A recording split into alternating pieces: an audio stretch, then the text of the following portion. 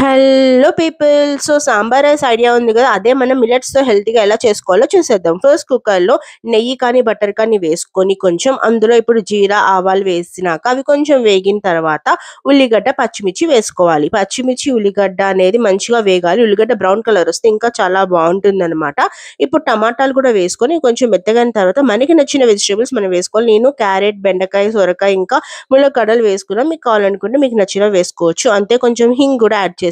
Spice కోసం అని చెప్పి మిరియాలు యాడ్ చేసుకున్నాననమాట. స్పైసీగా చాలా బావుంటుంది చలికాలం. అంతే, కొంచెం పసుపు. నేను నైట్ నానబెట్టుకున్న కొర్రలు ఇంకా ఒక హాఫ్ అన్ అవర్ ముందు కందిపప్పు కూడా వేసుకున్నాను. అవి నానబెట్టేసుకోవాలి. ఇప్పుడు కొంచెం చింతపండు పులుపు కోసం అని చెప్పి నేనైతే 1 గ్లాస్ కొర్రలకి ఒక 4 గ్లాసెస్ వాటర్ వేసుకున్నాననమాట. ఇంకా 5 గ్లాసెస్ వేసుకుంటే ఇంకా బావుంటుంది.